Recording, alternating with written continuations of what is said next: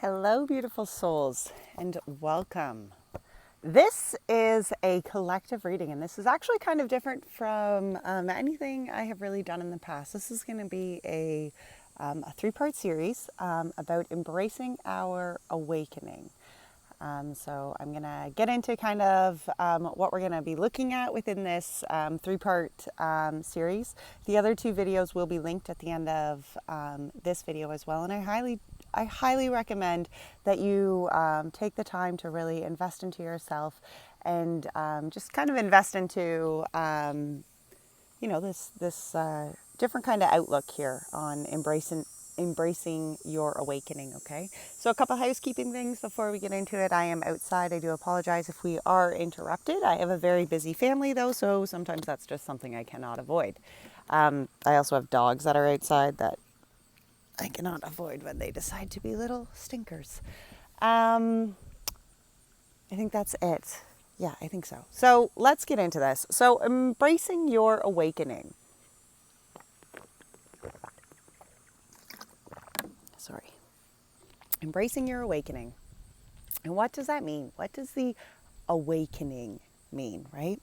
I guess it's going to mean something different to everybody because it is. It's very individual for every single one of us. Our awakening is our acknowledgement, okay? It's our acknowledgement into something much bigger than just ourselves. It's that moment when we, really look at life as where we are and understand and really start to divulge into what it has taken to be where we are, the person that we are, the person that we want to, become, and what those kind of aspects all resemble and look like and play in our lives, if that makes sense. So we're going to start here just kind of with collective energy. And when I say collective energy, you need to take readings as they fit. Please do not ever try to fit readings into your life that do not. You take the words that come out of my mouth and you apply them to your life where they do, we all have free choice and free will, and it's so important that, especially during our journeys of self-growth and self-discovery, that we stick to our roads, we stick to the things that fit in our lives and the things that are going to fit. What fits for somebody isn't going to work for the next. So, it's so important that we align ourselves to authentic kind of, how do I say that? Authentic healing for ourselves. You know what I mean? Okay, so we're going to start with the energy oracle deck here, and we're going to pull a past, a present, and a future energy of the collective, of the energy of the collective awakening. Okay, so not only, as I was saying, not only can you apply this personally, but we can also apply this really, to our world, and where as a whole, on a greater scale of things, the world itself is going through a mass awakening, right? Like that is what 2020 has been for so many. Like just look at what our world's going through, right? All right, past energy here, Spirit. Past energy for the collective awakening. Door to value and door to romance. Present energy here.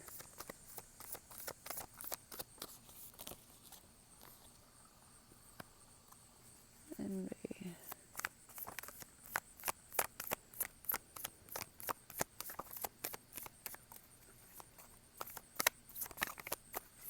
Present energy is just envy. Okay. Future energy here then. Future energy of the collective awakening. That's funny because the envy card came out in quite a few readings. Look at this, and the contract on the bottom. The contract in the world. And then the fourth chakra. And the seventh chakra. Oh, wow.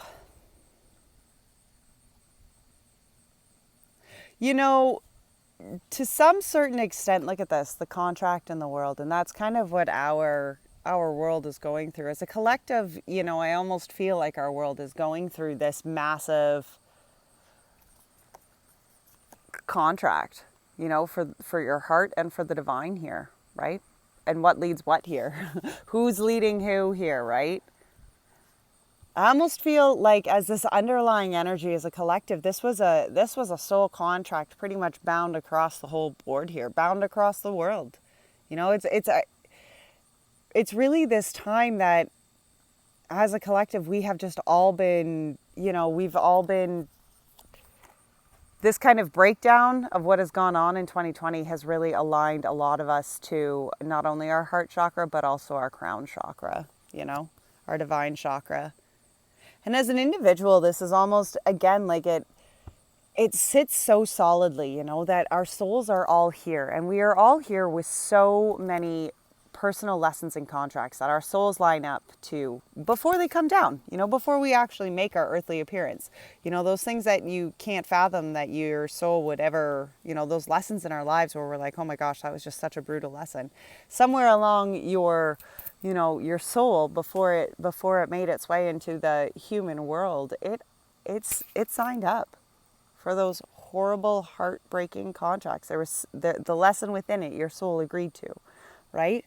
And see this contract in the world, it's almost as though, as a collective, as an awakening, we start to really open our eyes to how that played into, how our contracts and our soul contracts have kind of really played into our world as a whole, the good parts and the bad parts, because those contracts, until those lessons are learned, those are cycles that we can, those are cycles that we oftentimes will find ourselves repeating in one way or another, or a contract that, served its purpose and was a heartbreaking contract. And then, it's as though we just carry it instead of, carry the suffering rather than the pain and the lesson, right? And I mean, there's so many horrible contracts out there in life that it's understanding as to why we would carry, why we do carry such a heavy burden, on our hearts and on our crown chakra here. All right. Wow. Base energy, that's pretty intense. The magician in the mirror was behind all those, and then the angel of strength, because the power is within our hands. The power is within our hands to free ourselves, to find the inner strength. Really, it's within our hands to change what has been, and you cannot go back and actually change past. Obviously, you can't go back and change the past, right? But you can change how you feel about that.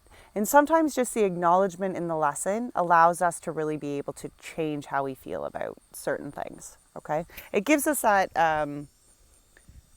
it gives us kind of that, that validating, that it wasn't for no, it wasn't for just no reason, right?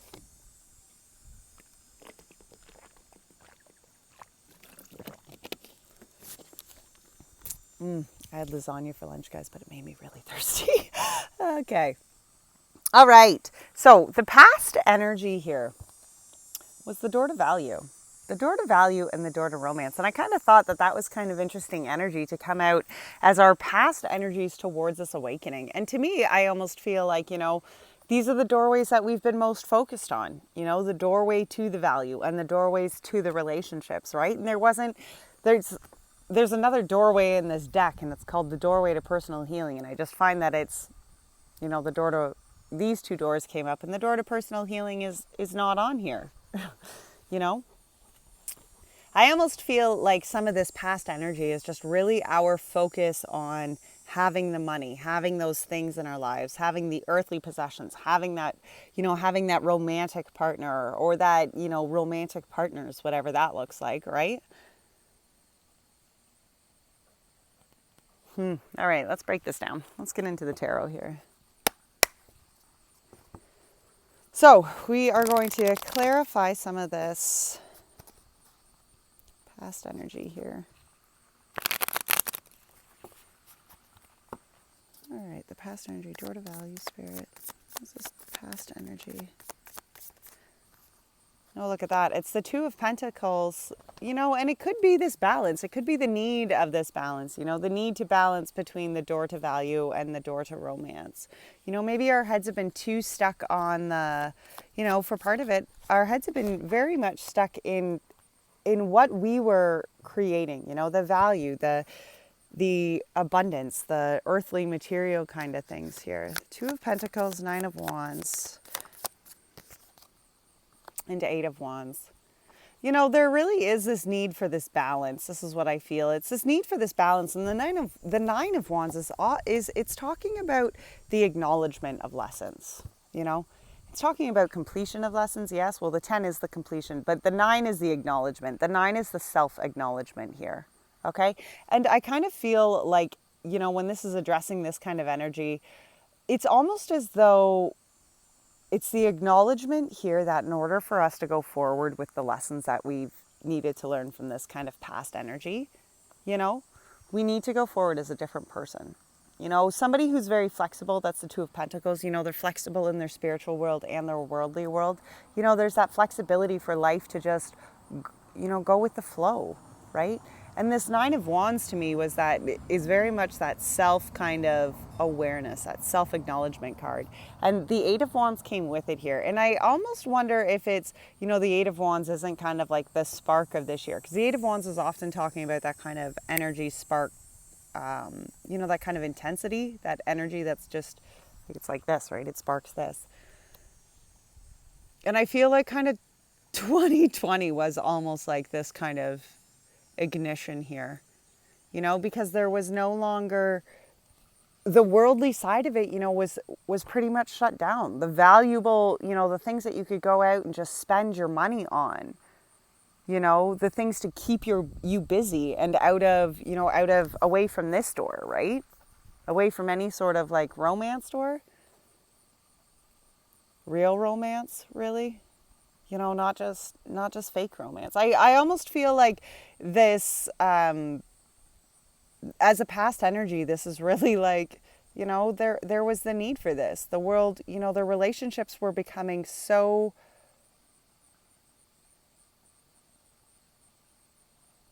unvaluable, really,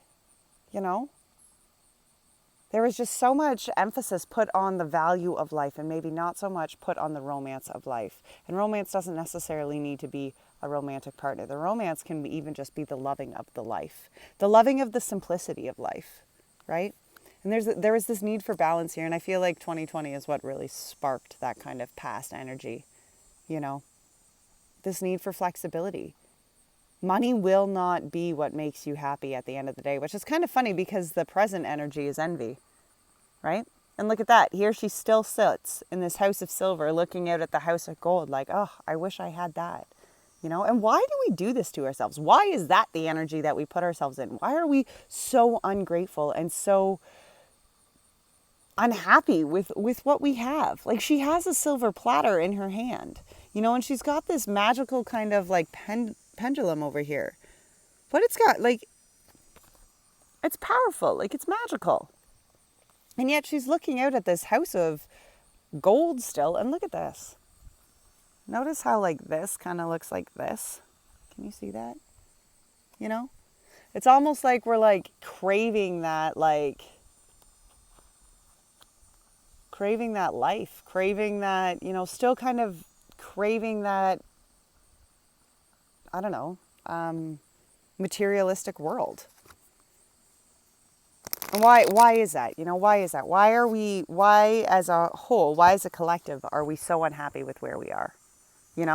I get that there's a lot of things in society right now that are, making us shrug our heads and, and be like, what the actual fuck is going on? I get that. But why are we, as a collective, why are we still so envious of this? Look at that, the moon and the Six of Pentacles. Yeah, because it's, when it's talking about an awakening and it's talking about acknowledging your role in how this all plays together, your role in how your life unfolds, right? The moon and the Six of Pentacles came out to clarify this, because oftentimes we get caught looking at something else. Oftentimes we catch ourselves looking at a life that we are not living, envious of that life. And the moon and the Six of Pentacles is like, well, the moon is like, you can't see what's going on. This is surrendering to the things that we do not see. The moon is spirit, and the need here to surrender to the divine, because we can't see how it all plays together. We can't see the blessings necessarily that are here for us. When we are so focused and fixated on what somebody else has, and we are unable to see and actually surrender to the divine and to the wonderful things that we have, when we are unable to actually appreciate the life that we have, what do you think that does? It continues again and again and again, the Six of Pentacles. You will continue to bring in more things for the people that you are envious of if you constantly look at their stuff and wish for it. Okay? You must acknowledge that your house of silver is the place that you need to be in. And it's not necessarily, that doesn't mean that you look from a house, and be like, oh, well, this is just all I'm ever going to get. No, that's not what I'm saying either. But I'm saying to look at the neighbors and be like that, I'm envious. I'm jealous of what they have, No, that's the wrong way to go about it. Okay? There has to be this need for the surrender. There has to be this, this belief in the divine, and whatever that is to you, to me, it's the Lord, but that doesn't mean that it has to be the Lord Jesus to you, right? Like that, we each have our ability to be able to really, pick our hires, and especially in a forum like this, we're just discussing spirituality here. Okay. We're not talking religion here. But there is this present energy, this need to really surrender to the divine, because the Six of Pentacles is the important card in this present energy. It's the acknowledgement that the energy you put out is the energy you will get back in. Don't think that you can trick spirit. Don't think that you can trick the universe and be like, oh, well, I can pretend I'm not envious, And then, in your own quiet time, say things. No, it's time to embrace the King of Wands. Okay, it's time to be solid and steady, in who you are, in the spiritual being that you are. There's a need here to step up and to embrace our authentic selves, okay? And that is the King of Wands, okay? He is very authentic to himself, to his spirituality, to his purpose, okay? To the reasons and all of the things that he is here for. He is authentic to that. He is authentic to his being, and he's authentic because he is not envious of things that are not his. He is not envious of a life that is not his. You see how that works? Being envious of a life that is not yours defeats the frickin' purpose, okay? There is a need here to surrender, to appreciate the authenticity about your life, to appreciate the uniqueness about your life, okay? Wow, what a beautiful present energy. And look at this, the future energy was the root chakra, and this is what actually part 2 and 3 are going to be on, are about our chakras and how those chakras, the shadow, it's kind of, how do I explain that? It's kind of like shadow work of, I just pretty cardinal, of our chakras. That's what the next 2 parts of this video are, okay? But the root chakra is talking about our security here. Okay, it's talking about our security in our lives, as well as our security, with our place in the world, how we feel showing up as our authentic selves, into the world. That's very much what the root chakra is talking about. Future energy here, Spirit. Clarify this future energy here. The world. Yeah, absolutely. The world and justice. Oh, wow. And the Six of Wands was out there too. Is there another one that was out? No, just the Six of Wands. Look at that. The world, justice.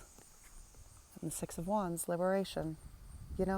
And that's because when we can set ourselves and be solid and acknowledge our secureness in our authenticity, in our awakening, right? When you're able to actually look at the world and all of the parts that it took, right, to get you to where you are. This is your world. This is what's happened in your world. And you can't tell in that secret in that circle around this girl, what is good and what is bad. You aren't able to see this, okay? Because it took all those parts. It took all those parts, and the understanding of that, and really even just the acknowledgement of that, when you really set yourself back and you can really sit there and be like, holy crap, yeah, that was a brutal lesson, but there is this lesson that I learned from this. I took this from this, right? you balance out the situation. Okay? You bring justice to it. Liberation from it. And it's funny that, the justice card, I always feel like it's very much a self-liberating card. Okay? It's like you draw the line in the sand and you're like, no more. Like, this is the line. This is where, it doesn't get crossed anymore. And within that drawing of the line in the sand and, just acknowledging that what has been, but it served its purpose. I oftentimes I feel like it liberates. And then the Six of Wands comes after, because it really does. That is what this acknowledgement is. This acknowledgement is the understanding. This acknowledgement is that it took all of it, It took every last part. It's the understanding that the balance has been there, whether or not it was hard to see and whether or not sometimes that balance, felt unfair or unjust or was tipped completely against our scales, right? There was lessons in this, karmic, very strong karmic lessons, within this whole world cycle. And the need to really understand that. And I find that it's so beautiful when they are what clarify the security here, okay?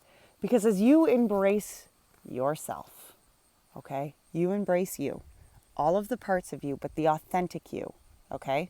No fake you. When you embrace the authentic you, and that is what the awakening is. If you really want to break it down, that is all an awakening is. It's embracing your authenticity, But when you're secure and you are solid, when you work on this root chakra, when our security within our place within this world, when that is something that we work on and we acknowledge, the shadow aspects and why they've been that way, and we can really move ourselves through that kind of understanding. Okay, that is where that self-liberation comes from. And we are all that is part of our journey. So much of our journey is that self-liberating kind of phase. Okay, it is. It really is. Oh, goodness. The energy cards were staring straight at me. And I was like, what is this? All right. So the next two questions that we're going to ask here is, what shadow must be addressed through this awakening? Sorry, that's the first question we're going to ask. What shadow energy must be addressed through this awakening? What is the shadow energy? Well, that was quick. The angel of love. Yep, absolutely. And that has come out in so many readings lately, not just my own, but other readings that I watch, other readers. It is all about the love. It is all about the self-love right now, and this is something that as a collective, we struggle to do hardcore. Okay. We have a very hard time showing up to love ourselves, and therefore the love that we give to others is sometimes very jaded and unfair. Okay? Wow, what a beautiful shadow energy to have. Okay. And what is the light? What is the energy of the light here? What is the energy of the light of this awakening, Spirit?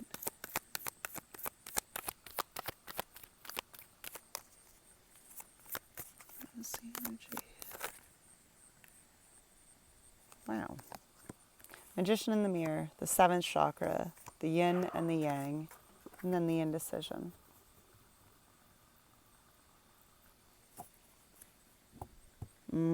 Yes, and adjacent possibilities on the bottom. Look at that. Adjacent possibilities in third chakra. And then the garden and the gate here, It's adjacent possibilities. Third chakra is about stepping into yourself, stepping into your authentic self, And the options before you. What is your doorway? What is the way forward that you choose here, right? Are you this person sitting in the garden in the gate, afraid to go forward? Afraid to leave the security of your garden because you're afraid that the rest of the world out there is not going to accept the authentic you? I heard one of my most favorite readers today, and she said something in her reading that just stuck out to me. And I was like, duh, why didn't I ever think of that before? But she said, your authenticity brings your vulnerability. When we embrace our authenticity, we put ourselves out there in that space of vulnerability. And I think that's why it's so hard for so many of us to be able to show up and be authentic. Because to be able to show up, to be authentic, you have to be, there's that layer, that level of vulnerability that comes along with that. And for so many of us, that is a terrifying thing, to show up in the world to. Because for so many of us, growing up with this root chakra, our authentic person, the authentic being we were, can have people who have tried to stomp on that, tried to, crush our authenticity, because for whatever reason, their small being, their small soul, and what they were working on, obviously, was tampering them, or not even tampering them, but just like where they were in their place, they weren't of the mindset or the capacity to actually be able to nurture, right? And so a lot of times we meet a lot of people, who really fuck up our security within ourselves, in our authenticity, by things that people say, whether that's family members from when we're growing up or older siblings, even stuff like that, like that's one for me, right? Like that's a personal one. All right. Showing up though to be authentic to yourself is a very scary thing. And I acknowledge that. But I also acknowledge that it is the most fulfilling and soul-led kind of, journey that you could be on, to be able to show up to be you and not be ashamed of that. All right, let's see. This angel of love and what shadow must be addressed. Look at that. The releasement, as I'm talking about that, it's the releasement here. This angel of love is talking about the love that you have for yourself here, And as a collective, if we could show up and start loving ourselves more intently, more powerfully, more sympathetically to ourselves, we would have the ability to forgive ourselves, and the forgiveness for ourselves, I think, is where we would find so much growth and so much healing. Even as a collective, right? Because what are the things, it's the things of lack of love. Like it's a lot of those burdens of self-hatred, self-sabotage, when it comes to love, there's so many people, right? That are being burdened and weighed down by either the lack of love, the lack of self-love, the lack of ability even to express love, to self, but to others, right? There is this need, to release, though, the judgment. There is that need to really, come towards, come to the higher, find freedom in the divine. Because when, and look, start anew, the Ace of Pentacles, and start something new. This is a new way forward. This is the ability, the Ace of Pentacles is the tangible start. It's the tangible way to actually start a new life here, right? When you can address this when you can address that this is the shadow energy, it's the fear of the love. It's the fear of accepting the love or the giving the love or all of it combined, okay? When we can acknowledge that our fear is based off of love, it's based off of being hurt. It's based off of not feeling worthy. When we can acknowledge that lesson, we're able to actually surrender our fears over. And within this surrendering gives you the ability to start anew.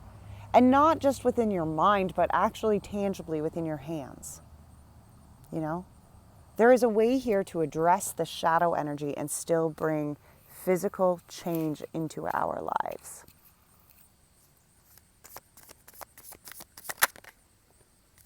There's the need here to level up. There's the need here to level up and to begin again. There's a need here to actually focus and move forward with the Fool. Okay?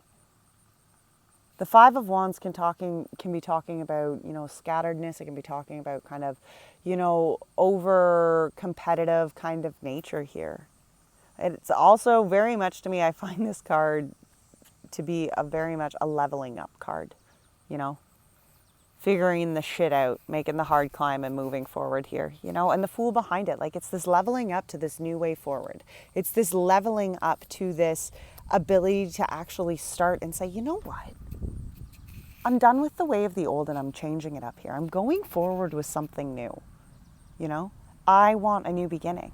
And the fool is not something like, it's crazy that we call her a fool. But, you know, if you think back to the medieval times, the jesters and the fools were oftentimes in a position of great power because they had the ability to say things to the king that many others would not have been able to say. You know, they did. They had that kind of spirit about them that they were able to convey messages, you know, that would, well, depending, I guess, on the fool or the jester, but, you know, they had their lightheartedness brought a different kind of nature to the way that they went about approaching the hires, right? And embracing the things that they wanted to see changed. And I love that about this fool, you know, because this is the decision and the acknowledgement that there is a need for a beginning here. And look here, she's literally falling off of this cliff, right? Like she's opening herself up to this new start. You know, she is totally surrendering to that releasing and to that going forward, right? And what is the light of this awakening? The energy of the light was the magician in the mirror. You know, the power is within your hands. You have the ability here to not only balance your fire sides of your life, but also your water side, your spiritual side, right? There is the need here to balance the action in your life as well as your spirituality. That's why the 7th chakra was right out here behind it. You know, because the mirror of the future is still foggy. You know, it's still yet to be written. But the power is within your hands. You have the power here to connect with the divine, and that is such an important thing. You know, and again, I'm not here to preach religion, but I am here to, you know, to talk to you on a spiritual level here. And there is this need here to connect to the divine. There is a need here to connect to the higher. Okay? There is the need here to go forward with spirituality, the yin. Okay? There's a need here to really to open and actually embrace this awakening. You know, this authentic kind of side of you. There needs to be clarity in the indecision you have onto you know, this 7th chakra. Okay? It's almost as though this 7th chakra and that divinity, you know, it's something that you just, I kind of almost feel like it's see, look at this. The magician in the mirror was the yin and the yang. And the 7th chakra was the indecision, you know, because the magician and the mirror, it is about the balance. It's about the understanding that there is the need for the inner, you know, the inner spirituality just as much as the fire. You know, they are perfectly balanced. That is how you go forward with life. That is how you move yourself and manifest the life that you want to create. That is how, you know, you change this fogged mirror of the future into what it is you want. By embracing both the fire and the water of our lives, you know?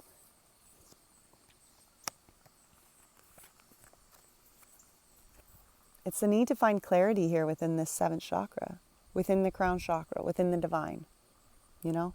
It's almost as though, you know, and I really find, I mean, that is where our life has been, right? It has been very much all about the door to value, the door to romance. You know, we wanted our expectations and our lists of things that we made in our lives. We left no room in there for spirituality.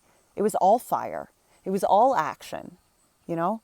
We have been so busy in our lives that we have completely wiped out the need for a higher, you know, within our own lives. Well, guess what? That has not worked.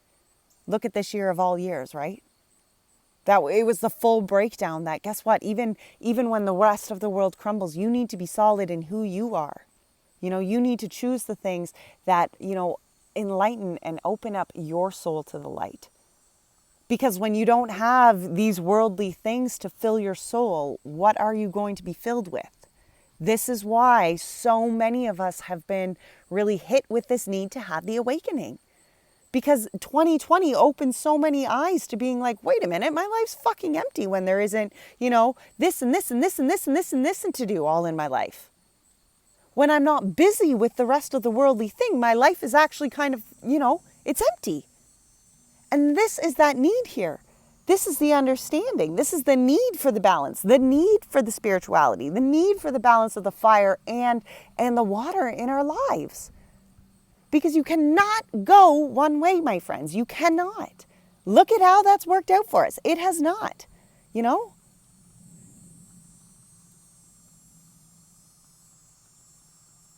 There is the need here to really not only find our own worth and our own authenticity, but within that authenticity, we must acknowledge the need for our spiritual life.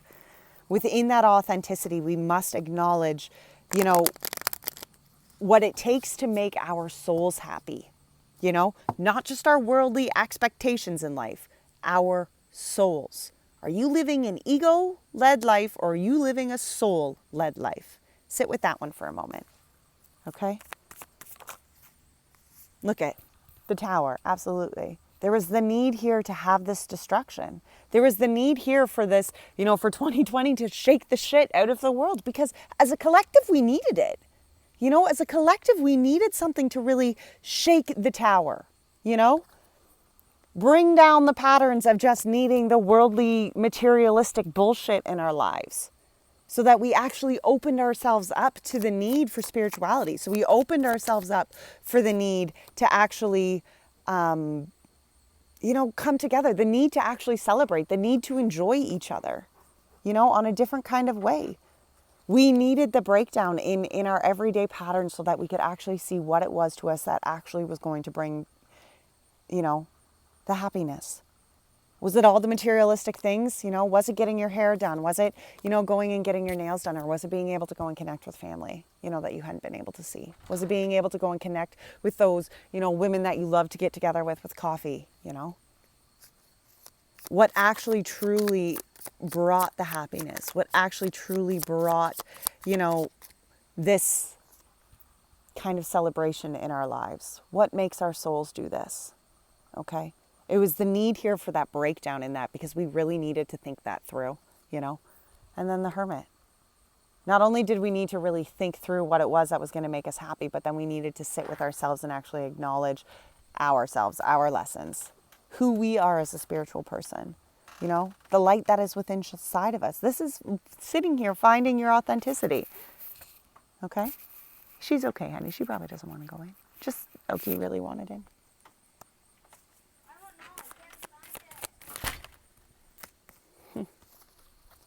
The Empress and the Queen of Swords. Look at that. The Empress and the Queen of Swords. It was this need here to sit with yourself so that you could really begin to co-create and birth, the life that you were, being called to live with the clarity that you needed. Okay? And the birthing process is not an easy process. This is not... Giving birth in general is not something that I personally ever want to do again. But it's not an easy process. It is a painful process. It's a scary process. Okay? But it's so worth it. It is. It is so worth it. And I think really that is what this message of awakening is.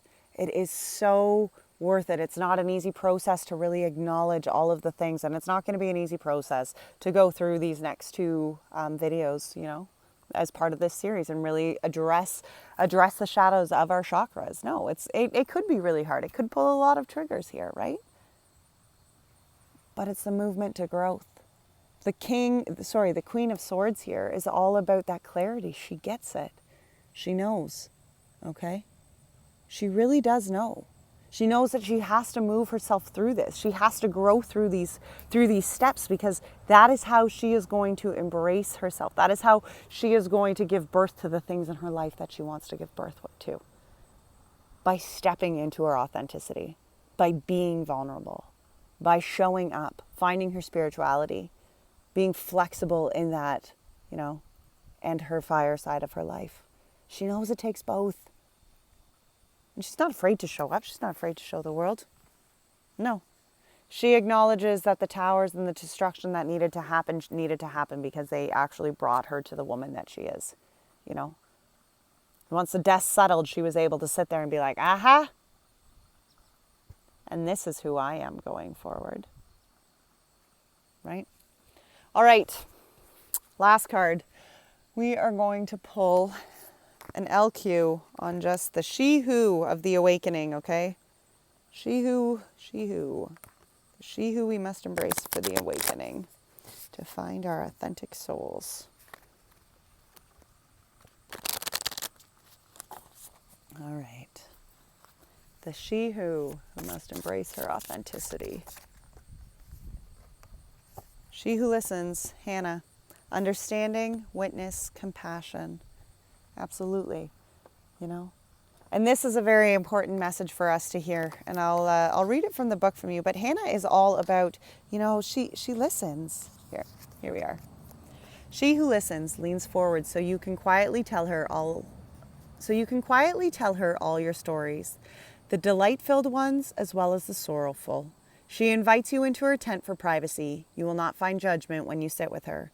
This is one person who can take what you need to dish out.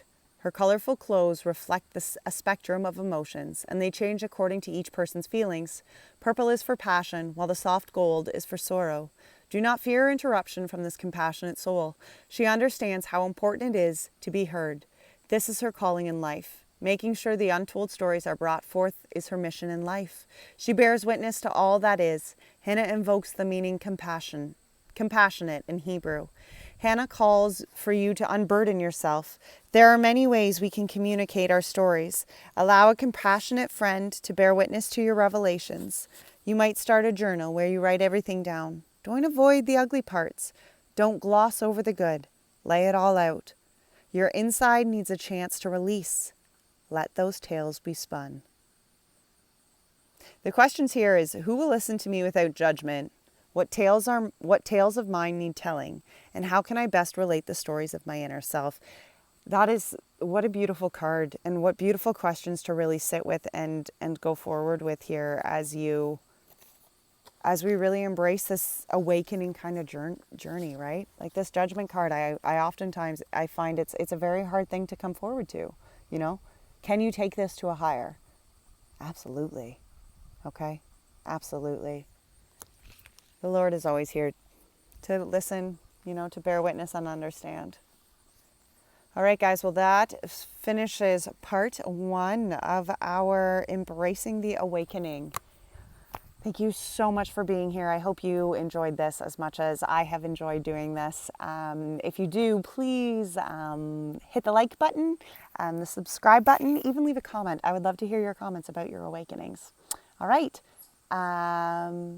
Until tomorrow, when part 2 comes out, take care. Okay, guys. Bye now.